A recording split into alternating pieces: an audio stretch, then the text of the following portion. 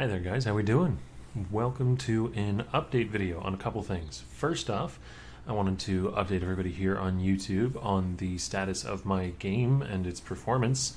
As of a couple of days ago, I can play Path of Exile again, which is great. GGG was actually kind enough to reach out and help us troubleshoot the issue here.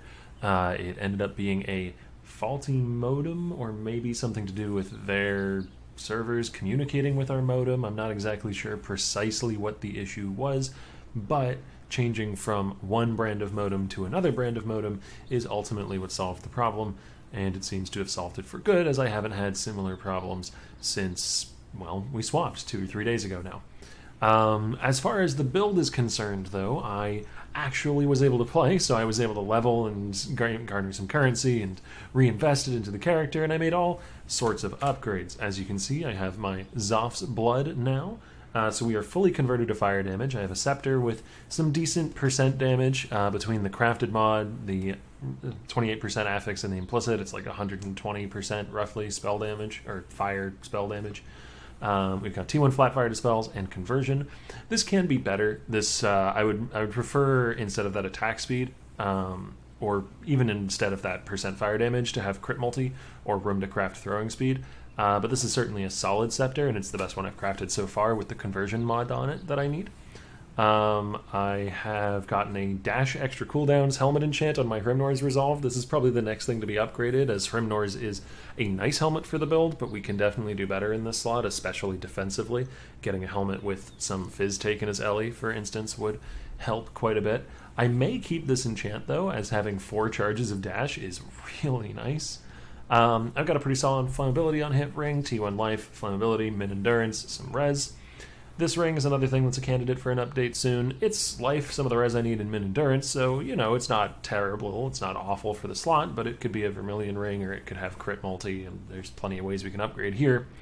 The gloves are the same gloves as before, but I did get the glove enchant that I want. It's actually the next project I'm working on right now, as I have a pair of gloves here with really nice suffixes. So we've got T2 Chaos Res, some Spell Suppression, and T1 Trap and Mind damage to make a 5-link for our Flamethrower Trap.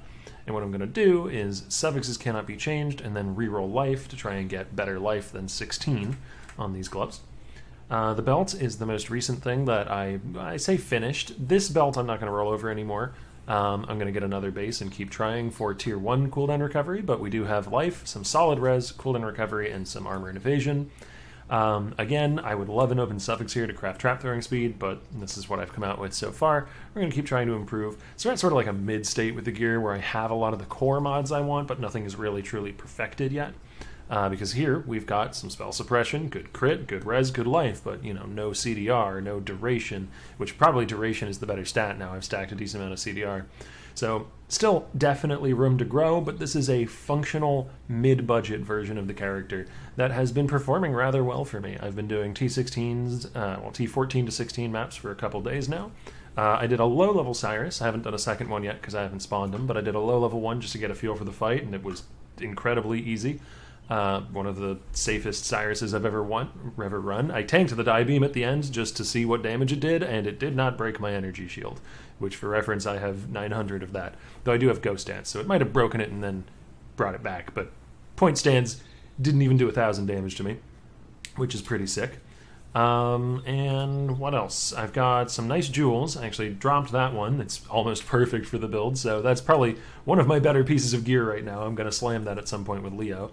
And Silence Immune with crit multi and crit chance here is also pretty good, so I'm actually quite happy with the jewels right now. Though I want a Corrupted Blood Immune jewel to save this passive point. And I think that about does it. Right, I got a Hinder Jewel. Hinder is really, really nice. If you're playing a spellcaster build that hits frequently in this league, get a Hinder Jewel. This one I was lucky to grab for only like 20 C. It's got literally the 4 exact stats that I want, though some of them are relatively low tiers, but still, I'll take it. Hinder, crit multi, flat fire, and the life roll. Though technically flat fire could be pen if you haven't killed recently, which would be a little better, I think, but I'm not going to complain. Anyways, yeah, the Scourge monsters are, as I'm sure you're well aware, rather quick, and slowing them down with things like Hinder, things like Chill from Skitterbots, Debilitate. If you have the Suppression Mastery, you can get Debilitate here. I'm being greedy and going for crit right now, but Debilitate for 1 second when you suppress an enemy spell damage is great. You can also get Debilitate on a Warcry Mastery, I believe, if you're using those in your build. What else? Aspect of the Spider, also a Hinder, but another way of accessing it if you're not using a spell rapidly hitting spellcaster.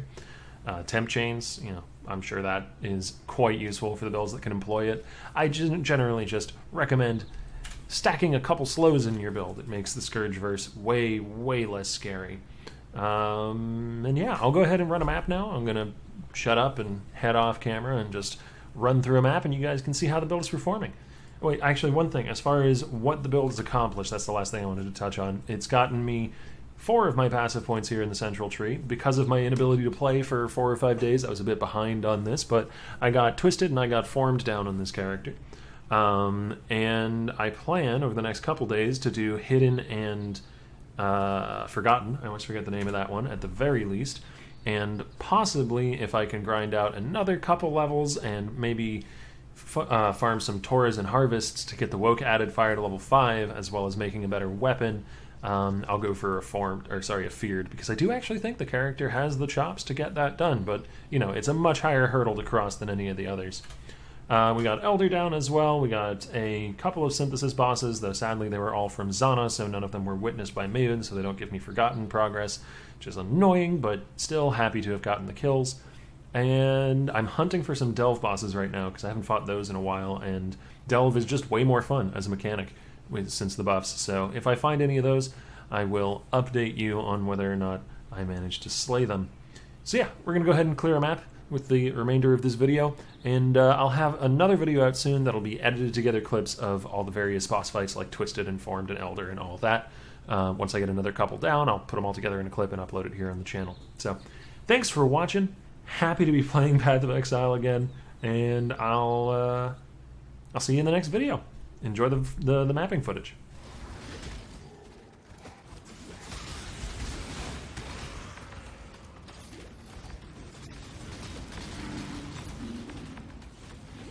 Just need a moment to catch my breath.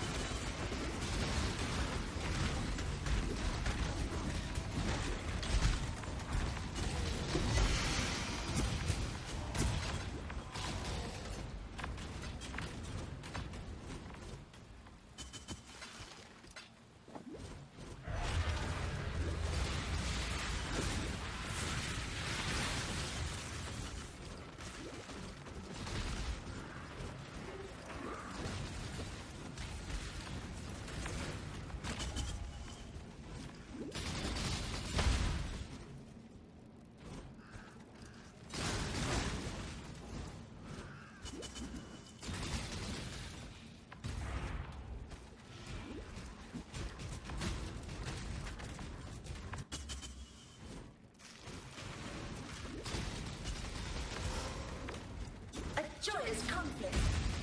A lashing spray.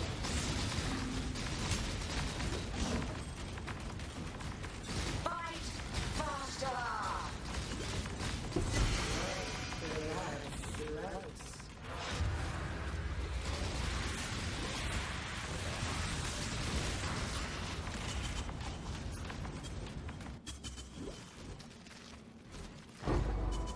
The dreaming seeker finds what a fortune teller forgets.